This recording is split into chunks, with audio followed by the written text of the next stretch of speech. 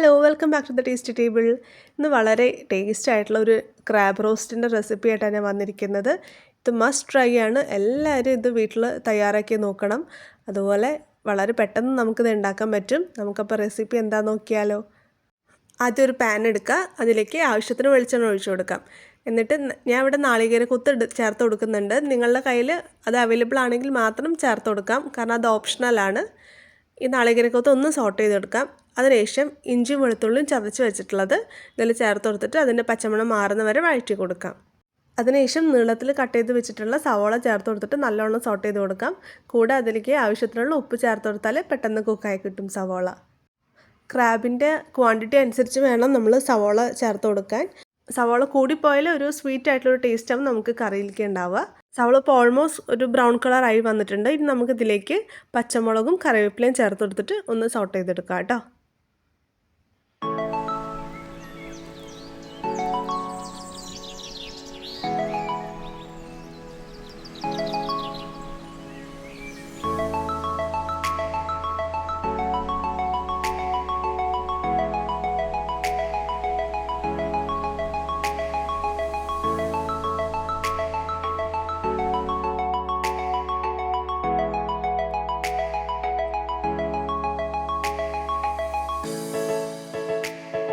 ഇനി പൊടികൾ ചേർത്ത് കൊടുക്കാം. ഇതിലേക്ക് ഞാൻ ഇവിടെ 1 ടീസ്പൂൺ മഞ്ഞൾപ്പൊടി ചേർത്ത് കൊടുത്തു.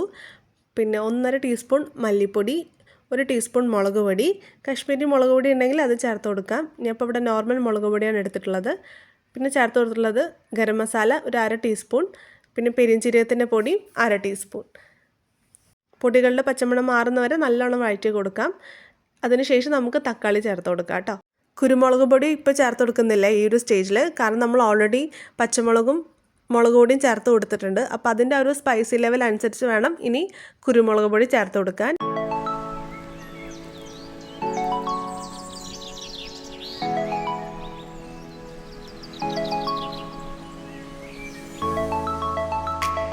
പൊടികളുടെ പച്ചമണം ഇപ്പം നല്ലോണം മാറി.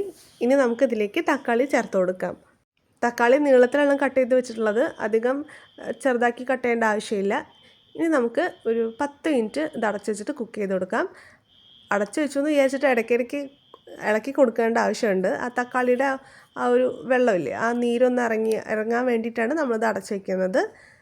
ഇനി നമുക്കിതിലേക്ക് കഴുകി വൃത്തിയാക്കി വെച്ചിട്ടുള്ള ഞണ്ട് ചേർത്ത് കൊടുത്തിട്ട് നല്ലോണം മിക്സ് ചെയ്തെടുക്കാം. ഞാൻ ഈ ടൈമിൽ വെള്ളം ചേർത്ത് കൊടുക്കുന്നില്ല. ആ ഞണ്ടിൽ നിന്ന് വെള്ളം ഓൾറെഡി ഇറങ്ങും. അപ്പോൾ ആ വെള്ളത്തിൽ വേണം ഞണ്ട് ആദ്യം കുക്കായി കിട്ടാൻ. അപ്പോഴാണ് കറിക്ക് ടേസ്റ്റ് കൂടുക. അതുപോലെ ഞാൻ ഇവിടെ റോസ്റ്റാണ് ഉണ്ടാക്കുന്നത്, അപ്പോൾ ഗ്രേവി അധികം ഉണ്ടാവില്ല. ഞാൻ കുറച്ചും കൂടി കറിവേപ്പില മുകളിൽ ചേർത്ത് കൊടുത്തു. എന്നിട്ട് നമുക്കിത് അടച്ച് വെച്ചിട്ട് കുക്ക് ചെയ്തെടുക്കാം കേട്ടോ. നിങ്ങൾക്ക് ഗ്രേവി ആവശ്യമാണെങ്കിൽ നിങ്ങൾക്ക് ഒരു 10 മിനിറ്റ് കഴിഞ്ഞിട്ട് ചെറു ചൂടുള്ള വെള്ളം ചേർത്ത് കൊടുത്താൽ നിങ്ങൾക്ക് ഗ്രേവി ആയി കിട്ടും കേട്ടോ ഈ ഒരു കറി. ഞണ്ടിൽ നിന്ന് നല്ലോണം വെള്ളം ഇറങ്ങി വന്നിട്ടുണ്ട്.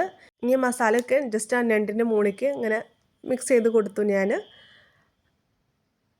ഈ ഒരു ടൈം ആയപ്പോഴേക്കും ഗ്രേവിയൊക്കെ നല്ല കളറായി തിക്കായി വന്നിട്ടുണ്ട്. നല്ലോണം മിക്സ് ചെയ്ത് കൊടുക്കണം ആ ഞണ്ടിലേക്ക്. നമ്മൾ ചില റെസ്റ്റോറൻറ്റിൽ പോകുമ്പോൾ ഞണ്ടൊക്കെ വെളുത്ത് കളറായിരിക്കില്ലേ, അപ്പോൾ എനിക്ക് അതിനോട് താല്പര്യമില്ല. അതുകൊണ്ടാണ് ഞാൻ ഗ്രേവി, അതായത് ആ മസാല എല്ലാതും ജസ്റ്റ് ഞണ്ടിൻ്റെ മുകളിലേക്ക് ഇട്ടിട്ട് നല്ലോണം മിക്സ് ചെയ്ത് കൊടുത്തത്. ഇനി ആ ഒരു ഗ്രേവി തിക്കാവുന്നവരെ നമുക്കിതൊന്ന് ജസ്റ്റ് ഒന്ന് ഇളക്കി കൊടുക്കാം കേട്ടോ. അതുപോലെ ഈ ഒരു ടൈമിൽ നിങ്ങൾക്ക് ഉപ്പ് പാകത്തിന് ആണോ നോക്കാം. ഈ ഒരു ടൈമിൽ നിങ്ങൾക്ക് കുരുമുളക് പൊടി ചേർത്ത് കൊടുക്കാം കേട്ടോ. എരിവിൻ്റെ പാകത്തിനനുസരിച്ച് വേണം ചേർത്ത് കൊടുക്കാൻ.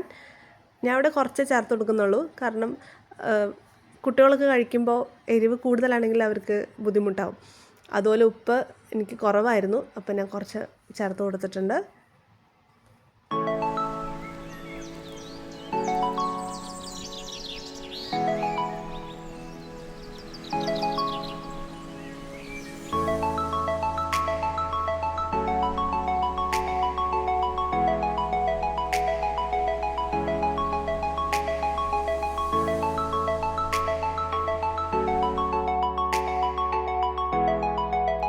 ക്രാബ് റോസ്റ്റ് ഇവിടെ ഓൾമോസ്റ്റ് റെഡി ആയിട്ടുണ്ട്. ഇനി ലാസ്റ്റ് സ്റ്റേജാണ്. ഞാൻ കുറച്ച് തേങ്ങാപ്പാൽ ഇതിലേക്ക് ചേർത്ത് കൊടുക്കുന്നുണ്ട്. നമ്മൾ കറികളിൽ തേങ്ങാപ്പാൽ ചേർത്ത് കൊടുക്കുമ്പോൾ അതിൻ്റെ ടേസ്റ്റ് കുറച്ചും കൂടി എൻഹാൻസ് ചെയ്യും, അതായത് അധികമാവുമെന്ന് നമ്മൾ പറയാറില്ലേ, അതുപോലെ ആയിരുന്നു ഈ ഒരു ക്രാബ് റോസ്റ്റിന് തേങ്ങാപ്പാൽ ചേർത്ത് കൊടുത്തപ്പോൾ നല്ല ടേസ്റ്റ് ആയിരുന്നു. ഞാൻ ലാസ്റ്റ് കുറച്ച് കുരുമുളക് പൊടി ജസ്റ്റ് ഒന്ന് സ്പ്രിങ്കിൾ ചെയ്ത് കൊടുത്തു, കാരണം പാലൊഴിക്കുമ്പോൾ അതിൻ്റെ എരിവ് ഇച്ചിരി കുറയും. അതിനുശേഷം ഞാൻ കുറച്ച് മല്ലിയില ചേർത്ത് കൊടുത്തു.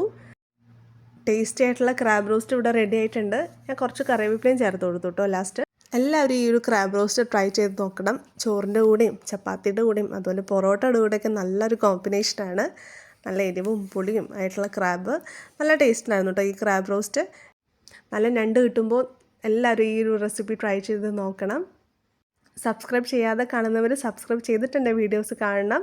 ഇതുപോലെ വെറൈറ്റി ആയിട്ടുള്ള, അതായത് വളരെ ഈസി ആയിട്ടുള്ള റെസിപ്പീസ് കാണണമെങ്കിൽ എൻ്റെ വീഡിയോ സബ്സ്ക്രൈബ് ചെയ്യുക. അതുപോലെ നിങ്ങളുടെ ഫ്രണ്ട്സിനും ഫാമിലിക്കും ഷെയർ ചെയ്ത് കൊടുക്കാം. വീഡിയോസ് ഇഷ്ടപ്പെട്ടാൽ please do like, share and subscribe. നിങ്ങളുടെ ഫീഡ്ബാക്ക് കമൻസിൽ അറിയിക്കണം. താങ്ക്